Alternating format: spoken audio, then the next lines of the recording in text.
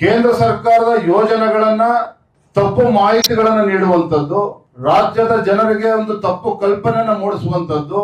ಒಬ್ಬ ಪ್ರಧಾನಮಂತ್ರಿ ನರೇಂದ್ರ ಮೋದಿಜಿಯವರು ಲಕ್ಷಾಂತರ ರೂಪಾಯಿ ಇವತ್ತು ಈ ಯೋಜನೆ ಮೂಲಕ ಗ್ರಾಮೀಣ ಭಾಗದಲ್ಲಿ ಇವತ್ತು ಬಡವರಿಗೆ ಅನುಕೂಲ ಆಗ್ಬೇಕು, ಕಾರ್ಮಿಕರಿಗೆ ಅನುಕೂಲ ಆಗ್ಬೇಕು, ಯಾವುದೇ ಒಂದು ಭ್ರಷ್ಟಾಚಾರ ನಡೆಯಬಾರದು ಅಂತ ಆಲೋಚನೆ ಮಾಡೋದೇ ತಪ್ಪಾಗಾದ್ರೆ, ಒಬ್ಬ ಪ್ರಧಾನಮಂತ್ರಿ ನರೇಂದ್ರ ಮೋದಿಜಿಯವರು ಗಾಂಧೀಜಿಯವರ ಕನಸೇನಿತ್ತು, ಗ್ರಾಮ ಸ್ವರಾಜ್ಯದ ಕನಸು ನನ್ಸಾಗ್ಬೇಕು ಅಂತ ಹೇಳಿದ್ರೆ 7-8 ಲಕ್ಷ ಕೋಟಿ ಪ್ರತಿ ವರ್ಷ ಖರ್ಚು ಮಾಡ್ತಕ್ಕಂಥ ಇಷ್ಟು ದೊಡ್ಡ ಯೋಜನೆ ಇವತ್ತು ಸುಲಲಿತವಾಗಿ ಸಾಗಬೇಕು, ಬಡವರಿಗೆ ತಲುಪಬೇಕು ಅಂತ ಹೇಳಿ ಪ್ರಧಾನಮಂತ್ರಿ ಆಲೋಚನೆ ಮಾಡ್ತಕ್ಕಂಥದ್ದು ತಪ್ಪಾಗಾದ್ರೆ, ಇದು ಕಾಂಗ್ರೆಸ್ ಪಕ್ಷ ಇಷ್ಟು ವರ್ಷಗಳ ಆಡಳಿತ ನಡೆಸಿದಾಗ್ಲೂ ಸಹ ಅವ್ರು ಯಾವತ್ತೂ ಕೂಡ ಸ್ಕೀಮ್ ಬಗ್ಗೆ ಯೋಚನೆ ಮಾಡಲಿಲ್ಲ, ಸ್ಕ್ಯಾಮ್ಗಳೇ ಇವತ್ತು ಮಾಡ್ಕೊಂಡು ಬಂದಿರ್ತಕ್ಕಂಥದ್ದು. ಹಾಗಾಗಿ ಇವತ್ತು ಪ್ರಧಾನಮಂತ್ರಿಗಳ ನರೇಂದ್ರ ಮೋದಿಜಿಯವರ ಒಳ್ಳೆ ಕೆಲಸಗಳನ್ನ ಸಹಿಸಿಕೊಳ್ಳೋದಕ್ಕೆ ಇವತ್ತು ಕಾಂಗ್ರೆಸ್ ಪಾರ್ಟಿಗೆ, ರಾಹುಲ್ ಗಾಂಧಿಗೆ, ಸಿದ್ದರಾಮಯ್ಯನವರಿಗೆ ಆಗ್ತಾ ಇಲ್ಲ.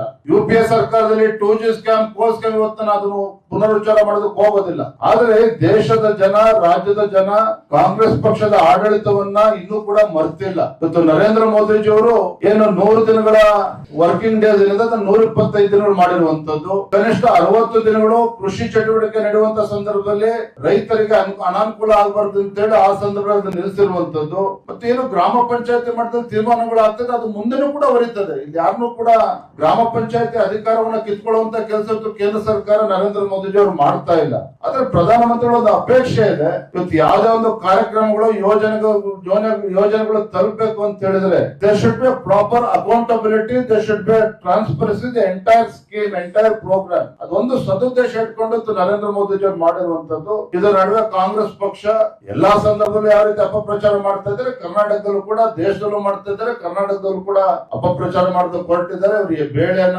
ಇವ್ರು ಯಾವುದೇ ರೀತಿ ಇದನ್ನ ಫಾಲ್ಸ್ ಪ್ರೊಪಗಂಡ ಇದನ್ನ ಯಾವುದಕ್ಕೂ ಕೂಡ ನಾವು ಅವಕಾಶವನ್ನ ಕೊಡೋದಿಲ್ಲ. ನಾವು ಕೂಡ ಭಾರತೀಯ ಜನತಾ ಪಾರ್ಟಿ ಮತ್ತು ಜಾತ್ಯತೀತ ಜನತಾದಳ ಗ್ರಾಮ ಮಟ್ಟದಲ್ಲೂ ಕೂಡ ನಾವು ತೆರಳಿ ಜನರಿಗೆ ಮನವರಿಕೆ ಮಾಡುವಂತ ಕೆಲಸ ಮಾಡ್ತೇವೆ, ಕಾರ್ಮಿಕರಿಗೆ ಮನವರಿಕೆ ಮಾಡುವಂತ ಕೆಲಸ ಮಾಡ್ತೇವೆ, ಕಾಂಗ್ರೆಸ್ ಷಡ್ಯಂತ್ರವನ್ನ ಬಯಲಿಗೆಳೆಯುವಂತ ಕೆಲಸ ನಾವು ಮಾಡ್ತೇವೆ.